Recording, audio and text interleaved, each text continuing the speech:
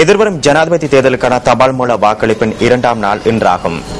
இம்முறை தபால் மூலம் வாக்களிப்பிற்காக 5,41,831 வாக்காளர்கள் தகுதி பெற்றுள்ளதாக மேலதிக தேர்தல் ஆணையாளர் யு அமர்தாச தெரிவிக்கின்றார்.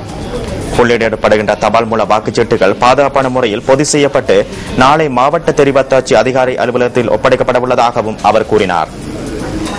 போலீசார், மாவட்ட செயலக ஊழியர்கள் மற்றும் தேர்தல் அதிகாரிகளை தவிர்த்த ஏனைய அரசு அதிகாரிகளுக்கான தபால் மூல வாக்களிப்பு இன்றுடன் நிறைவடைகின்றது. நேற்றும் இன்றும் புள்ளியிடப்படாத தபால் மூல வாக்குச்சீட்டுகளை மாவட்ட தெரிவத்தாட்சி அதிகாரி அலுவலகத்திடம் ஒப்படைக்க நடவடிக்கை எடுக்கப்படும் எனவும் மேலதிக தேர்தல்கள் ஆணையாளர் கூறியுள்ளார். இதன்படி தபால் மூல வாக்களிப்புக்கான இறுதி சந்தர்ப்பம் எதிர்வரும் 30ஆம் தேதி வழங்கப்படும் என மேலதிக தேர்தல் ஆணையாளர் யு அமர்தாச தெரிவிக்கின்றார். போலீசார் மற்றும் மாவட்ட செயலக அதிகாரிகளுக்கான தபால் மூல வாக்களிப்பு சந்தர்ப்பம் எதிர்வரும் 26ஆம் தேதி வழங்கப்படுகின்றது. அதேபோன்று தேர்தல் அலுவலக அதிகாரிகளுக்கு எதிர்வரும் 30ஆம் தேதி வாக்களிக்க சந்தர்ப்பம் வழங்கப்படுவதாக அவர் குறிப்பிட்டார்.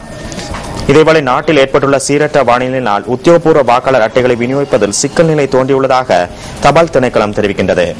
இடையூறுகள் காணப்பட்ட போதிலும் எதிர்வரும் 31ஆம் தேதிக்கு முன்னர் உத்தியோகபூர்வ வாக்காளர் அட்டைகளை விநியோகித்து நிறைவு செய்வதாக தபால் மா அதிபர் ரோஹன் அபயரத்ன நம்பிக்கை தெரிவிக்கின்றார். தபால் மூல வாக்குச்சீட்டுகள் பாதுகாப்பான முறையில் பொதியிடப்பட்ட பின்னர் அவற்றை மாவட்ட தெரிவத்தாட்சி அதிகாரி அலுவலகங்களிடம் ஒப்படைக்கப்பட்டுள்ளதாகவும் அவர் கூறினார். 31ஆம் தேதி வரை உத்தியோகபூர்வ வாக்காளர் அட்டை கிடைக்காத வாக்காளர்கள் பிரதேசத்தில் உள்ள தபால் நிலையத்துக்கு சென்று தமது அடையாளத்தை உறுதி செய்து அவற்றை பெற்றுக்கொள்ள முடியும் எனவும் அவர் குறிப்பிட்டுள்ளார்.